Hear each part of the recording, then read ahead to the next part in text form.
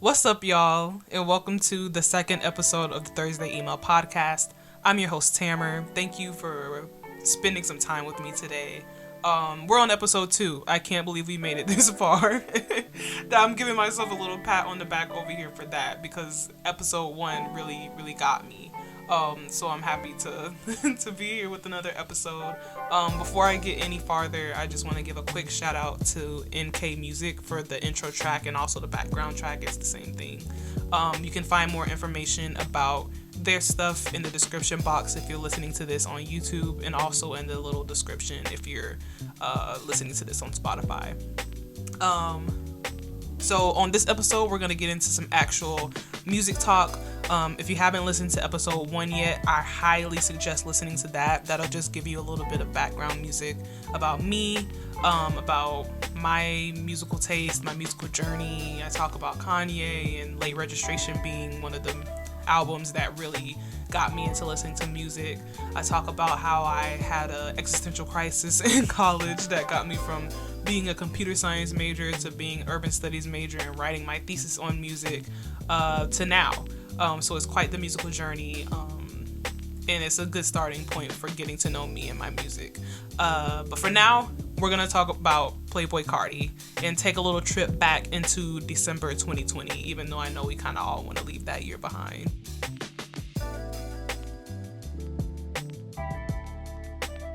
So Playboi Carti, who you have probably already heard of by now, but he is a rapper from Atlanta, Georgia. He broke into the mainstream with his song Magnolia, produced by Pierre Bourne in 2017, from his self-titled mixtape that he released in the same year. Since then, Carti has released 2 other projects, including Whole Lotta Red that we're going to talk about today, and the other one is Die Lit that he released in 2018. So I have to confess that my experience listening to Carti is very minimal.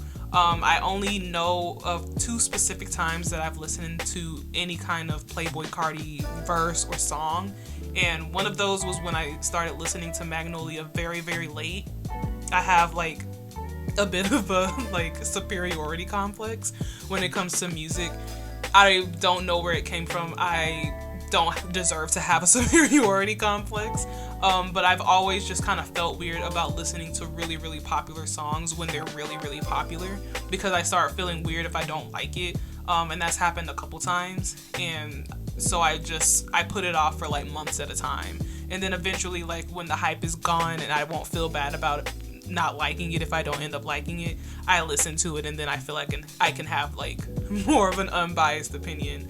I did that most recently with The Box by Roddy Ricch. I think it took me maybe like 2 or 3 months after that song came out, and after all like the memes and the parody videos came out, for me to actually listen to it, and then it ended up being maybe my 6th song in my top 10 on my Spotify Wrapped. I think Spotify said I listened to it like 200 times last year. And I'm not surprised because I ended up really liking the song, and I listened to it every morning when I was getting ready for work. So I did the same thing with Magnolia. I think I maybe listened to it a couple months after it was released. So other than Magnolia, the only other time that I know I listened to a Carti verse was on Tyler, the Creator's song Earthquake from Igor that he released 2 years ago, which is crazy to even say that, because Igor seemed like it was released last year. I guess that's maybe because the year 2021 just started, and so anything that happened last year to me is still 2019. But that was the only other Carti verse that I've heard, and I really enjoyed it. I remember watching, this is so off track, but I remember watching Tyler's interview that he did after Flower Boy was released, and he was talking about how I'm sure other artists do this, but it was just kind of interesting to hear him talking about this, where he was saying, you know, he hears the features that he wants in his mind before reaching out to people about it, so he's really intentional about what kind of voice he wants, the kind of flow and cadence that he wants on a song, and then reaches out about features that way. And I think he was talking specifically at that point about like Estelle and Lil Wayne. Those were 2 of the people he brought up specifically when he was talking about Flower Boy. And I think he might have said something similar with Playboi Carti when Earthquake came out, but Playboi Carti was a perfect addition to the end of that song, and I still kind of don't really know what he was talking about, but he did a great job. So that was really kind of the extent of me having listened to Carti ever, but people have always spoken very highly of him on the internet, kind of in the same vein as like Lil Uzi Vert, but I think people give Uzi a little bit more praise than they give Carti. But either way, those two kind of exist in the same vein. And so I had to quickly add Whole Lotta Red to my listening list at the end of the year, because I figured it was finally my chance to give Playboi Carti a listen. And I didn't like Whole Lotta Red. Yeah, if that offends you, you can go ahead and turn this off now, because it's not going to get any better from here. I really just did not like that project. There were a couple of moments I'll have to really look back at my notes really quick. I know there's a song, New Neon, that I kind of liked. And so that was one of the songs that I was just like, okay, this is fine. And I kind of liked, I don't really think I like Metamorphosis that much. I kind of like Control, but that DJ Academic's intro was a little bit too much for a song that was in the middle of the album. Or at the end. I can't remember the track list right now off the top of my head. But that was kind of the only thing that really threw me off about that song, but otherwise it was fine. But yeah, I just really didn't, as a whole, I just didn't like this project. There were a lot of times where it just felt really underdeveloped and dull.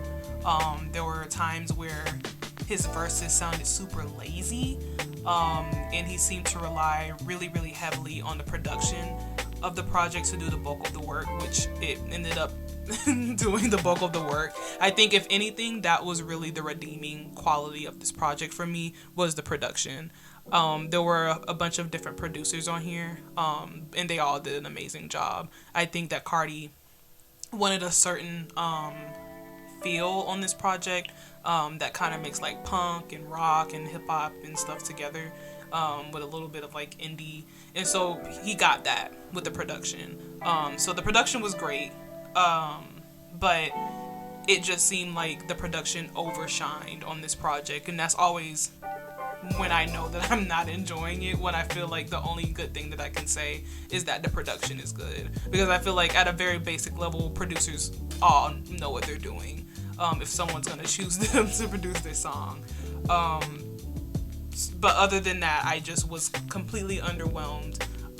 There were like whole verses and choruses on Whole Lotta Red, like on Jump Out the House and Metamorphosis that I was mentioning earlier, where there were like maybe 11 distinct lines on those songs, if that. And like he would just repeat something over and over and over and over again. Let me look specifically at Jump on the Moon, because I know that that was a song that I was just like, you said that already. Give me something else. Like, if you don't have anything else, just make the song 1 minute and stop wasting my tax dollars. Like, you're just chatting at the end of the day. Like, it literally is just Jump Out the House maybe like 100 times. And then like, so that's like the first part of the song, and then like, I don't know, the lines just repeat, and I'm just like, there are like 1 minute songs on this project, and I'm just like, if you weren't really gonna give us more than that, you could have just made them all 1 minute, because at that point it's just kind of insulting just to like just repeat the same thing over and over again. And maybe it's because like I was just sitting in my room listening to it, and maybe it's one of those projects that you need to be at a party and like not sober in a group full of people, and you're like sweating and everyone's losing their minds to actually enjoy this, and that's very much not where we're at right now with this pandemic. And so maybe it was the environment I was in, but he released it during a pandemic, so I'm gonna have to enjoy it pandemic style, and I didn't like it. And the creativity level of the bars that we did get, really just the range didn't exist. It was basically like, went from send my niggas to your mama house and get tragic on Rockstar Made to I got some thoughts, they thought I was gay, slap. That was it. And that last one was on New Tank, and when he said that, I just cracked up. Like, I immediately started laughing because it was the most random thing that he has said on the project so far. But that's it. And like, I would be setting myself up for failure if I expect it to be blown away lyrically on every song, on every project that I've ever heard. Like, I know that everybody's not gonna be, you know, Kendrick Lamar or Jid or somebody like that that's gonna give us like thought-provoking lines and bars on every song. And I think people who have that expectation that everyone's gonna be like a top-tier lyricist are setting themselves up for failure and also don't know how to evolve. So I do recognize that like sometimes you're just listening to a song for the vibe, but I just couldn't, I need something to latch onto. Like I mentioned with Magnolia doesn't necessarily have the most complex bars, but at least I understood what was going on. I didn't really understand what was going on Earthquake either, but the vibe was there. The vibe wasn't there on this, and the bars weren't there. So I was really struggling with trying to figure out like what I could grab onto, and like finding something remotely interesting on this project that I could like pull out as something that I enjoyed. Even the choruses, like I'm just thinking of like all the things, even the choruses, the easiest part to get on a song, especially for like rappers now, like you might not give us like a fire verse, but I know that I'm gonna get like a pretty decent chorus. Even the choruses were just really lazy. And like I said, Jump Out the House is like a perfect example of just the choruses being super repetitive. And eventually you gotta give me something more than you just saying the name of the song over and over again. And the ad-libs, just annoying. Everything just was annoying.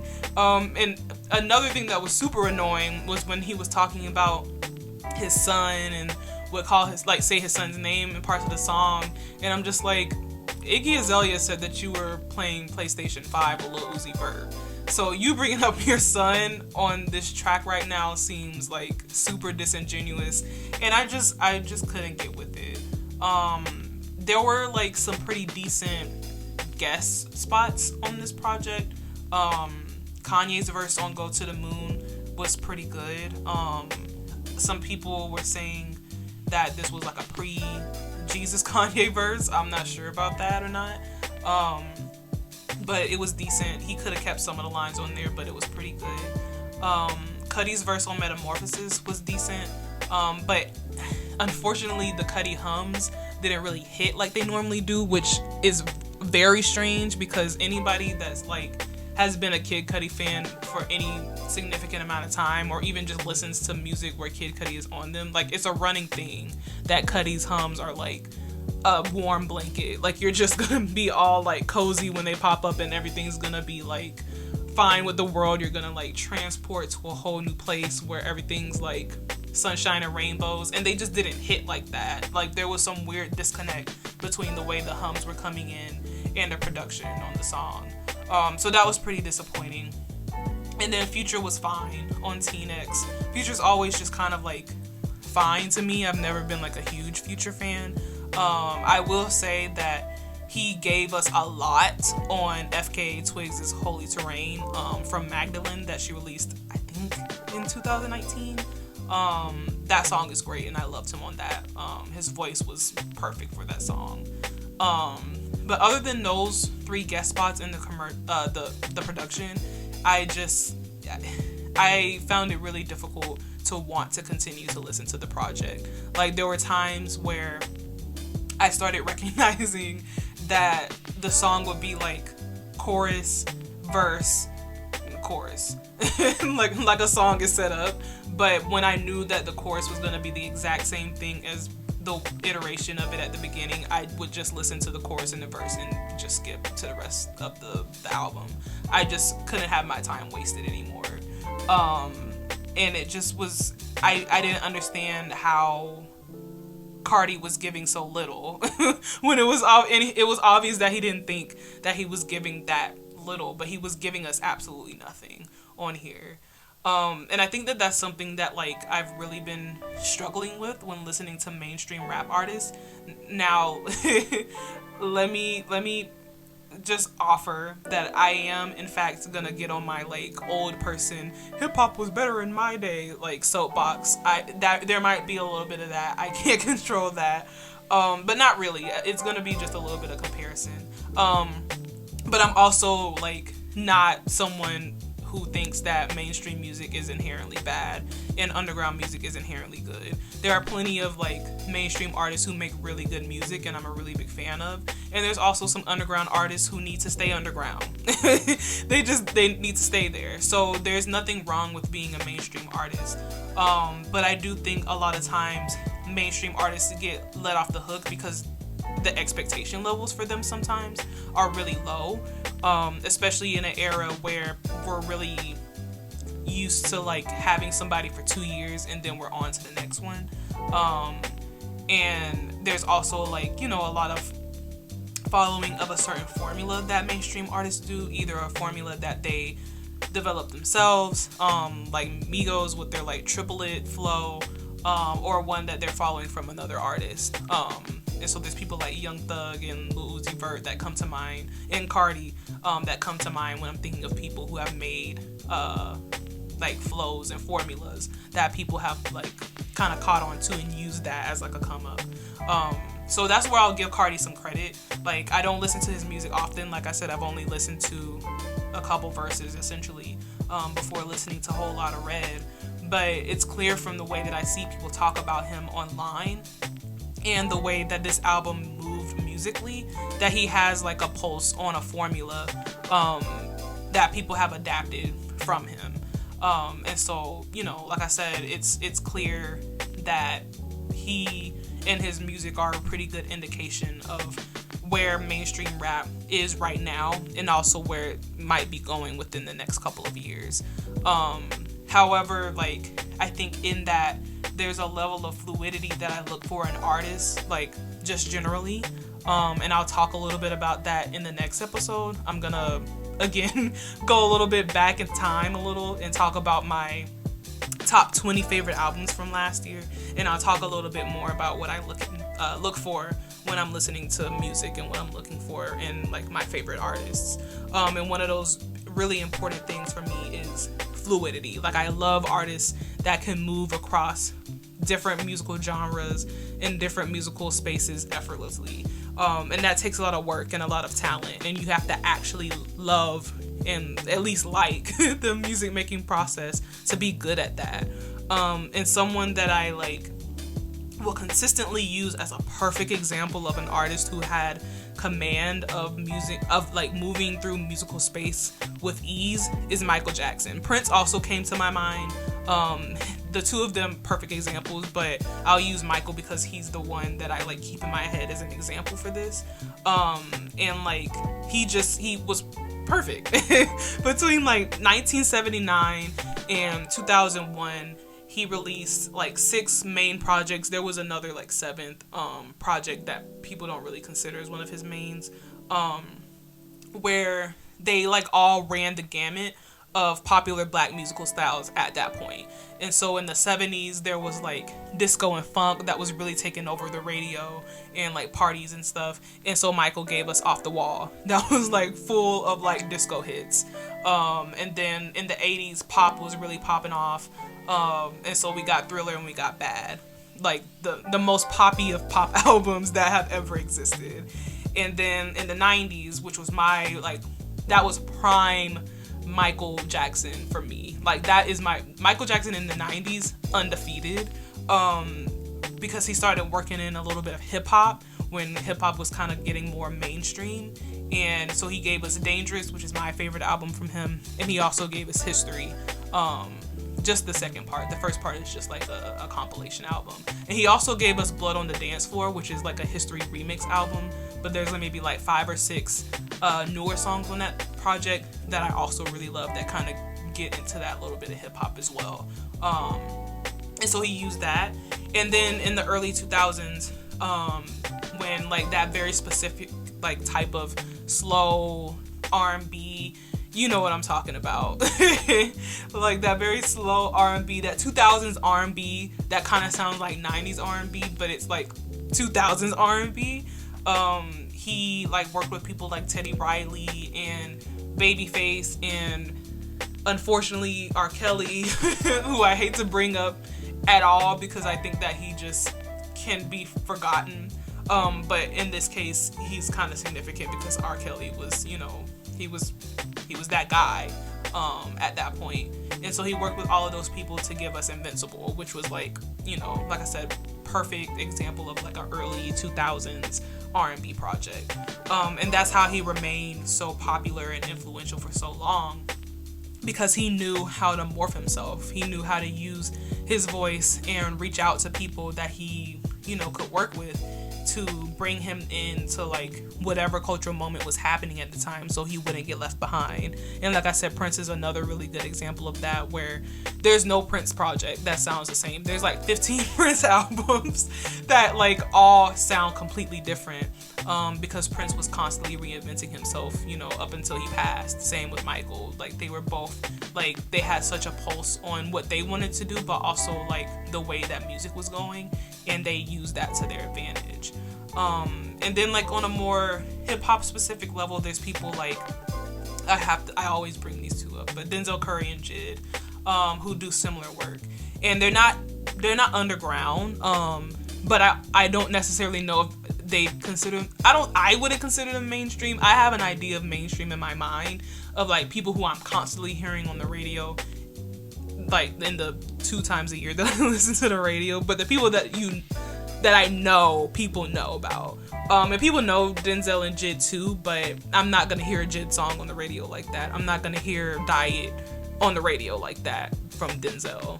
So I put them in that kind of weird, like, middle gray area where they're not underground, but they're also not mainstream. But I think the two, and this is also like heavily a Denzel Curry like stan account, like a heavily Denzel Curry stan account. But both of them like give us like really solid, like lyrically stimulating music all the time. Like they have Sirens from Denzel's Taboo from 2018. They have that song together. It's a perfect track. So they can give us songs like that, but they can also be like on a completely ignorant track. Like one that comes to mind immediately is I think the song, let me check, I don't want to lie, but I think the song is IDK's Serial that came out last year or the year before. And then there's also Porno by IDK that came out in 2019.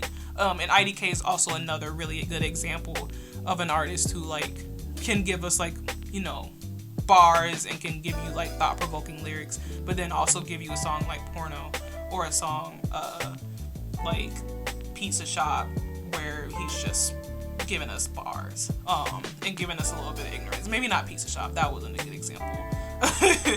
But he has plenty of songs like that too.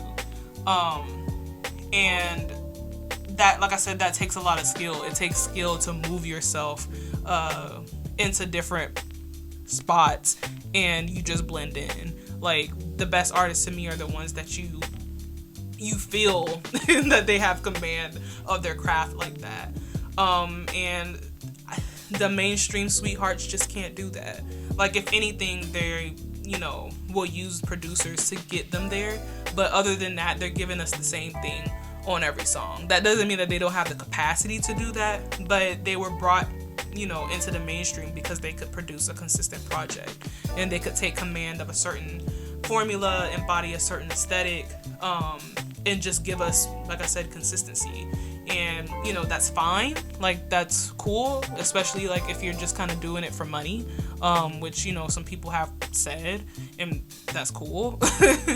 But that's not the key to longevity. You know, I can think of people who I know people are going to still be listening to in 20 years, and it's not a lot of the mainstream sweethearts.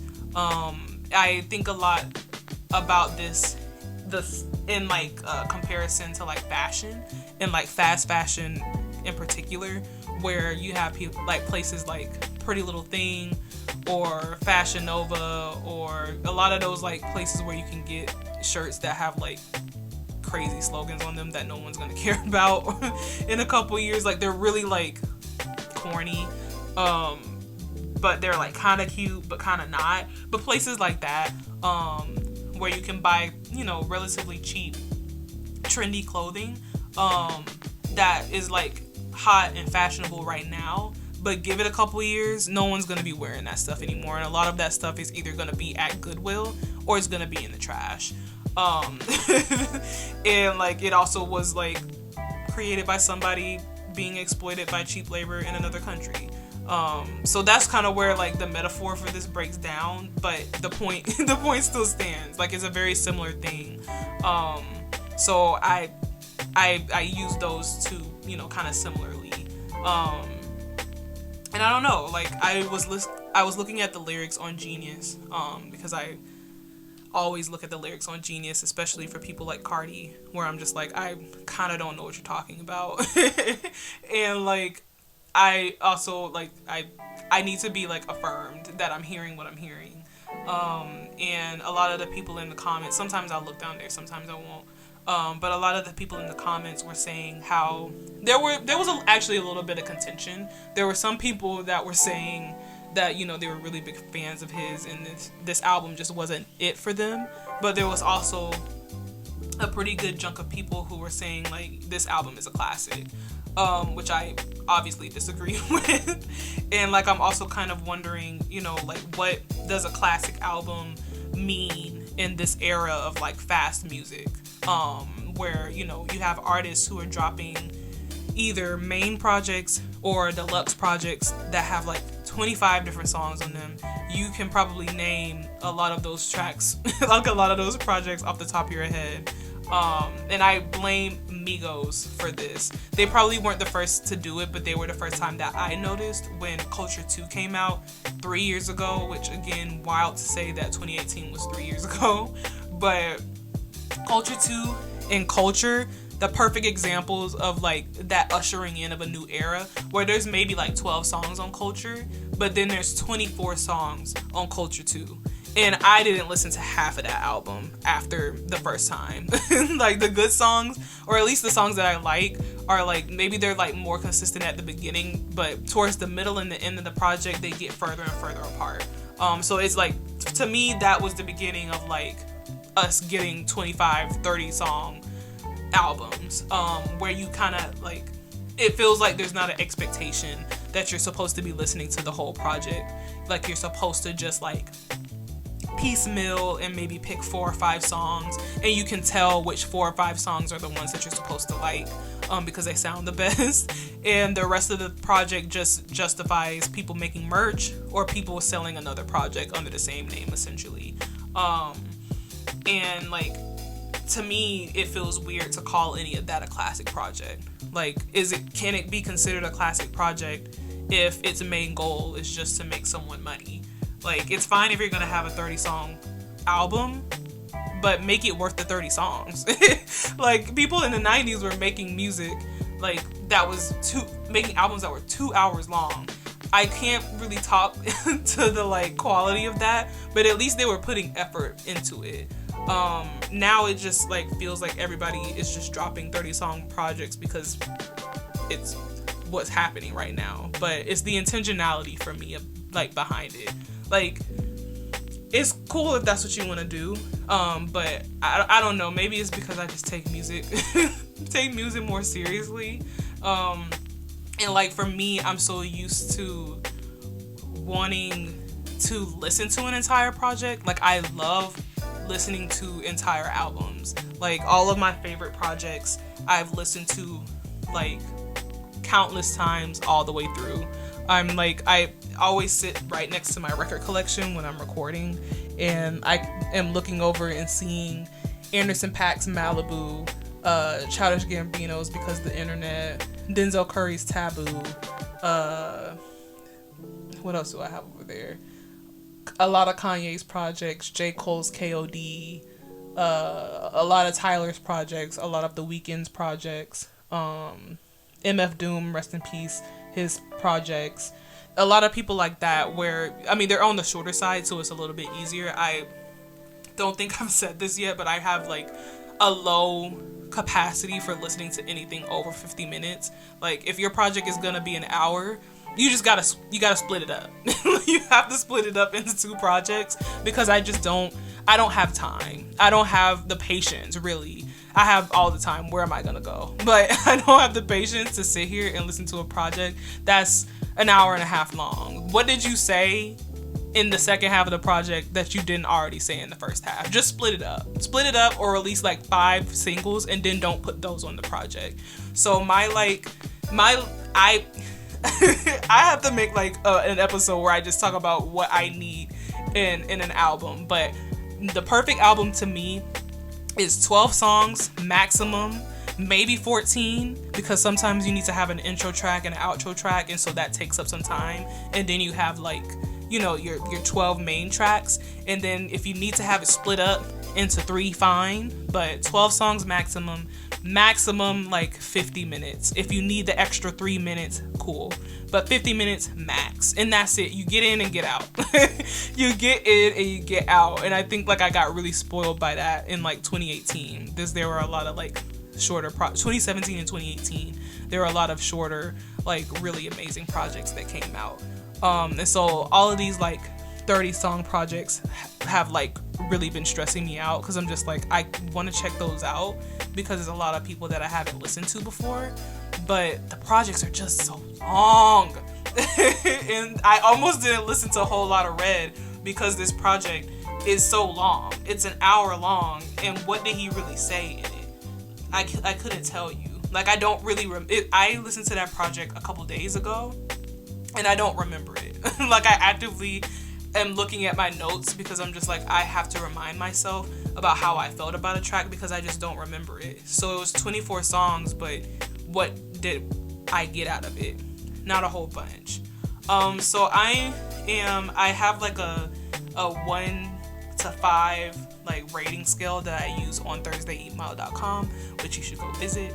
And I am giving a whole lot of Red a 1. I was gonna give it a 2, but I had to have like a come to Jesus moment with myself, and the 1 just was where I fell. The production, like I said, was really what gave this album any kind of legs. Like I said, all the people that helped produce this album. Let me see if I can find a little list real quick before I get up out of here. Let's see. So we have Kanye West as executive producer is really interesting. There's 13 producers. But Pierre Bourne's on here, which I remember seeing that he produced one of those songs, and I remember writing in my notes specifically that the songs that he produced were really good. Art Diller, Jasper Harris, a lot of these people I haven't heard of before, but they did a really good job. Like I said, this just wasn't for me. And if you're a Carti fan, or friend, go off if this is your favorite project. Like, I am in no way telling anybody that they shouldn't like this project. It's just not for me. But if it's for you, and like you listen to this immediately when you get out the bed, like, go off. Like, if this is your favorite project of 2020, great. Like, I'm happy for that, for you. But I am glad that I ended my 2020 without listening to this project. So I'm gonna leave Playboi Carti at that. He doesn't have that many other projects. Maybe I'll give him another shot by listening to another one of the other 2 projects. Maybe I'll listen to Dial It, since that's another recent one. But we'll see. Maybe he's just someone that I'll have to just listen to in short bursts, like maybe a song or 2. Maybe, you know, his verse will pop up in a TikTok video or something, and I'll be okay with that. But other than that, I don't know if I'm meant to listen to Playboi Carti in full like that. It was just a little bit. It was a little rough over here for me. So I think that's gonna be it for me today. thank you for listening. Episode 3 will be out probably next week. I don't want to give away what I'm going to listen to, but I'm going to listen to something, and I'll be back next week to talk about it. So I'm going to get up out of here. I hope that you are going to go get you some water, and you're going to go have a snack. I recommend carrots and guacamole. That's like a snack that I've been really obsessed with lately. It's delicious. And I hope you have a great rest of your day. If you are listening to this on YouTube, like, share, and subscribe. If you're listening to this on Spotify, go ahead and hit that little follow button so that you can get the next episode right on your little Spotify homepage. And I'll see you the next time.